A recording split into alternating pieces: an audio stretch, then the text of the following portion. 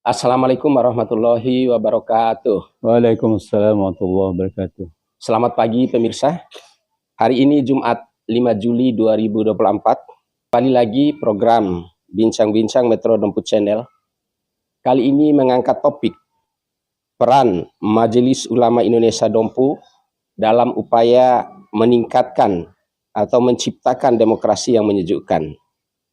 Sudah bersama saya Ketua Umum Majelis Ulama Indonesia Kabupaten Dompu, Bapak Dr. Andus Haji Muhammad Nasuhi MSI. Assalamualaikum warahmatullahi wabarakatuh, Pak Haji. Waalaikumsalam warahmatullahi wabarakatuh. Bagaimana kabar sekarang, Pak Haji? Alhamdulillah sehat walafiat, Pak. Ya, ada beberapa hal yang perlu masyarakat tahu. Ya, peran dan kontribusi Majelis Ulama Indonesia khususnya yang ada di Kabupaten Dompu. Karena sekitar 99% masyarakat Dompu ini menganut agama Islam. Ya, oleh karena itu, ya kita awali saja, Pak Haji. Ya. Peran dan partisipasi daripada MUI itu sangat dibutuhkan oleh masyarakat. Kira-kira apa saja peran MUI tersebut? Mungkin bisa dijelaskan yang bersentuhan langsung dengan masyarakat. Ya, terima kasih Pak Supriyadin. Ya.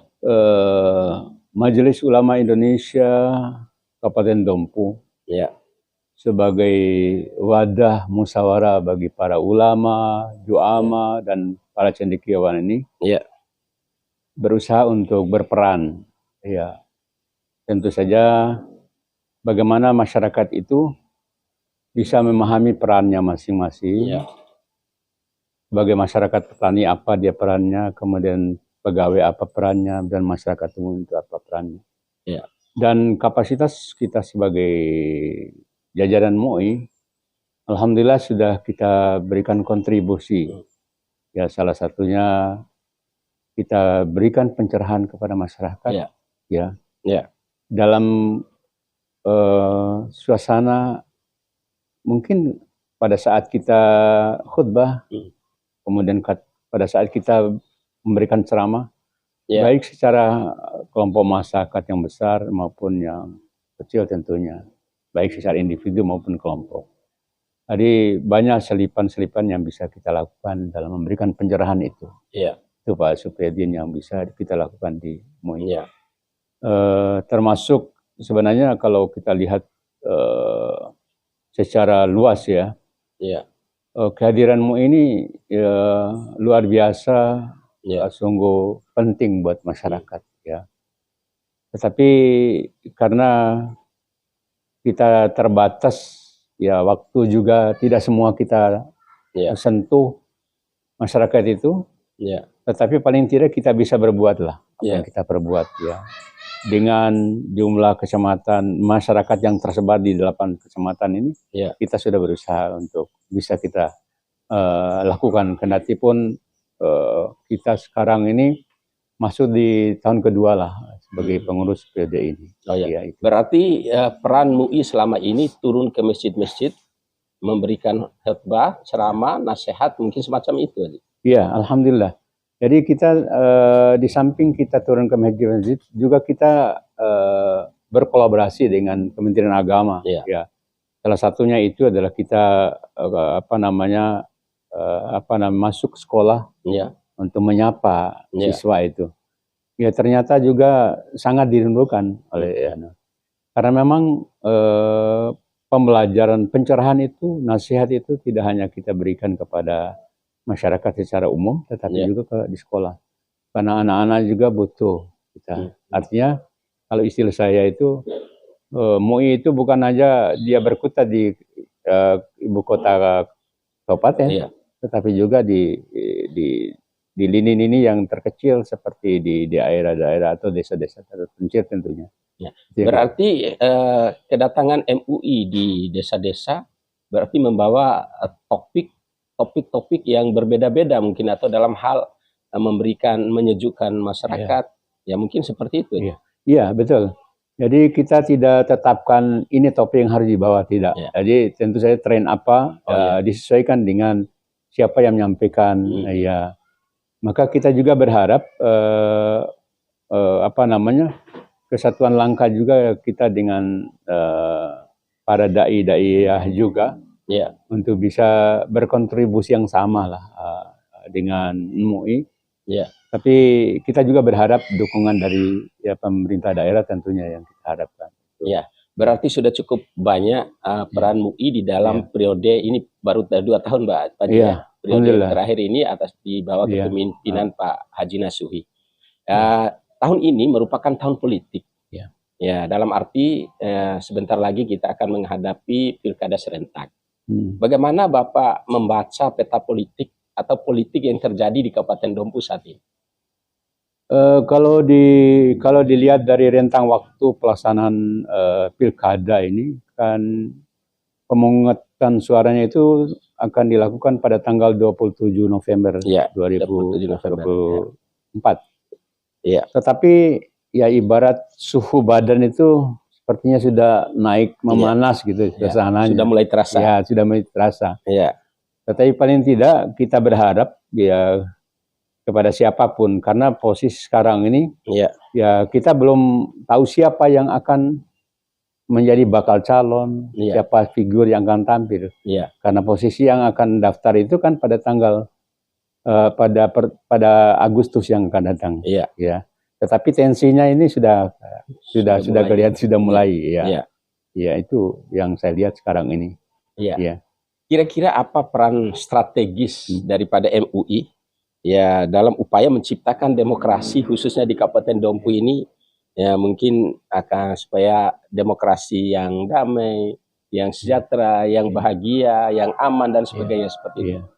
Memang kita sangat berharap lah kepada siapapun yang akan menjadi figur yang berkontestasi di pilkada nanti. Tentu saja jangan jadikan pilkada ini sebagai tujuan.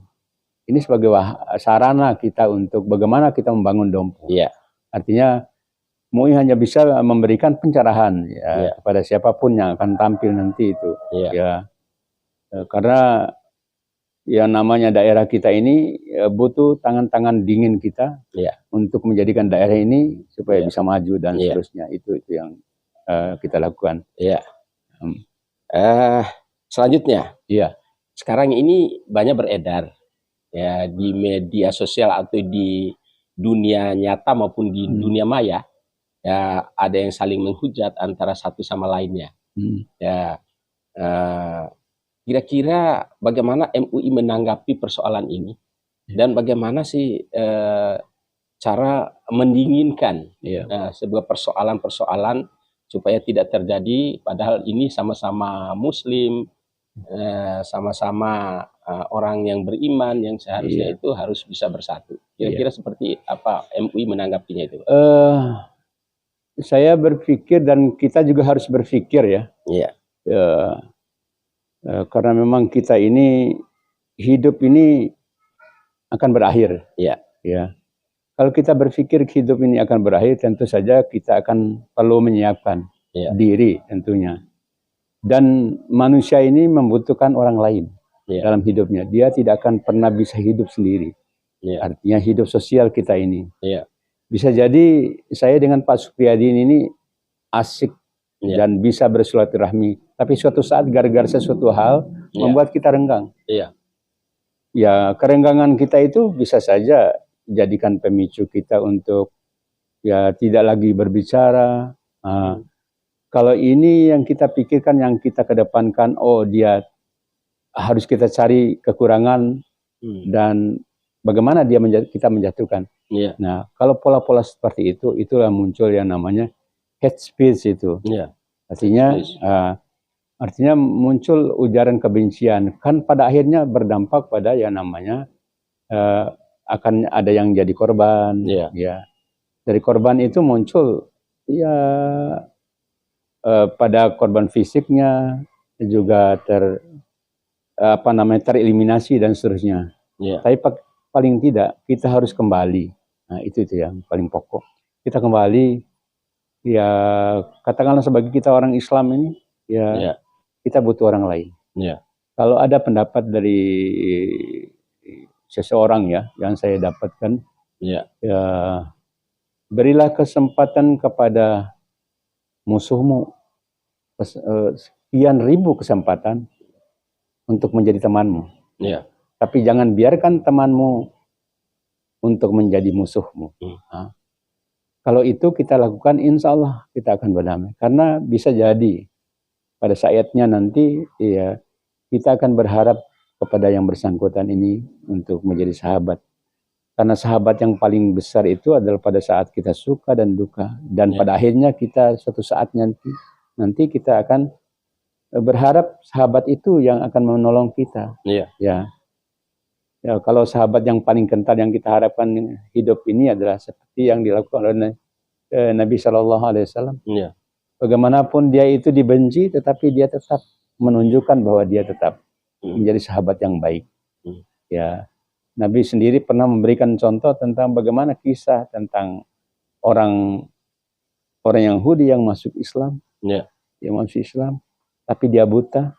Tapi setiap hari Nabi ini memberikan makan suapan yang luar biasa. Tetapi ketika Nabi ini tiada, Abu Bakar yang menggantikan. Ternyata apa yang dilakukan Abu Bakar ini tidak sesuai dengan apa yang dilakukan oleh Nabi. Kelembutannya. Beda. Kelembutan Nabi inilah yang menghadirkan yang namanya Yahudi ini masuk Islam. Ini luar biasa. Artinya uswah keteladanan yang anu. Jadi bisa jadi ya orang yang kita kita hate speech, ujian kebencian itu bisa menjadi sahabat yang luar biasa yang akan menyelamatkan kita. Hidup ini kita hanya sementara kok. Betul. Tidak lama. Maka butuh orang lain. Jangan pernah mencari musuh yang terlalu banyak. Musuh satu itu terlalu banyak buat kita. Pak Supriyadi. Mungkin secara agama Islam, kita sebagai agama Islam ini, apalagi sama agama Islam di Kabupaten Dompu ini, dengan saling menghujat, itu apa ada sanksi hukumnya di dalam agama? Kemudian tadi sudah dijelaskan oleh Aji, saat sekarang belum saling membutuhkan, tapi suatu saat nanti pasti saling membutuhkan. Mungkin diberikan pencerahan terhadap hal-hal yang membuat satu sama lain itu menjadi tidak enak, seperti itu. Dalam salah satu ayat dalam Al-Qurannya, kita ini berusahalah untuk menjadi pendakwah.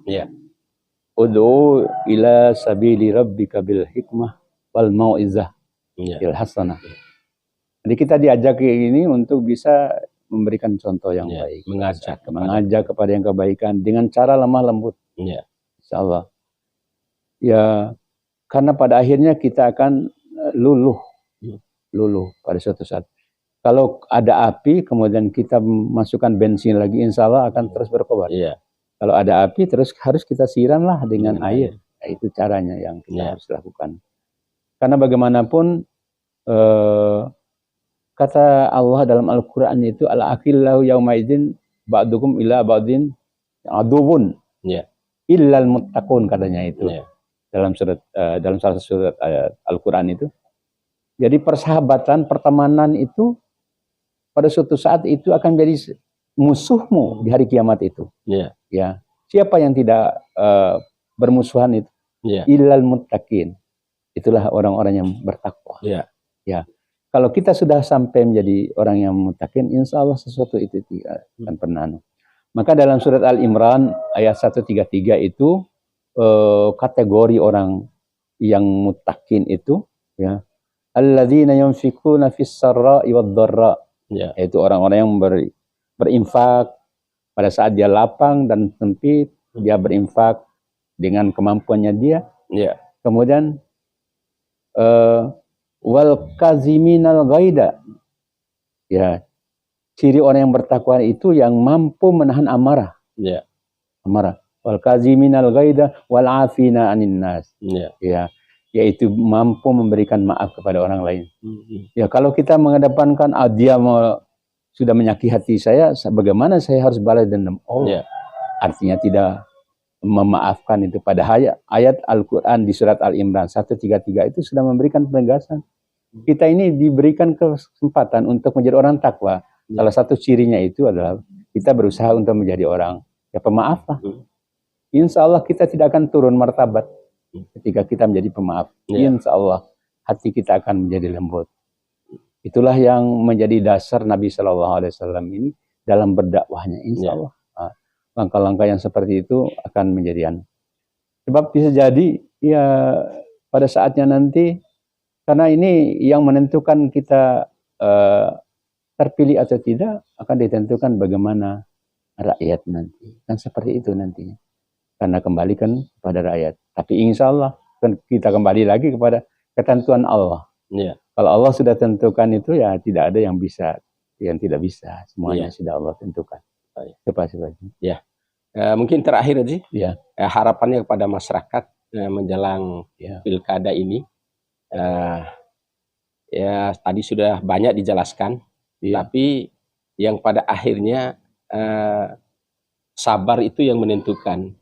Ya jangan api dibalas dengan bensin, seperti itu tadi. Mungkin harapannya kepada masyarakat di dalam menghadapi pilkada ini supaya pelaksanaan pilkada berjalan dengan aman, damai, nyaman, dan demokratis. Kita berharap kita melihat kacamata tentang pilkada ini bukan jadikan tujuan, jadikan sarana untuk menjadikan daerah ini daerah yang maju. Jadi kita punya moto nggahi rawi pahu, jangan dibalik. Nggahi rawi pahu. Kalau sudah satu kata dengan perbuatan jangan dibalik lagi. Artinya kita masyarakat yang santun, bagaimana kita berusaha untuk menjadi masyarakat yang santun. Kemudian kita yang menjadi masyarakat yang agamis, bagaimana kita bisa menjadi yang terbaik. Kita ini dikenal bukan saja di apa namanya di NTB atau di Indonesia, tetapi dunia mengenal Dompu. Apa buktinya? Kita punya yang namanya tokoh besar, ulama besar bernama Syekh Abdul Ghani.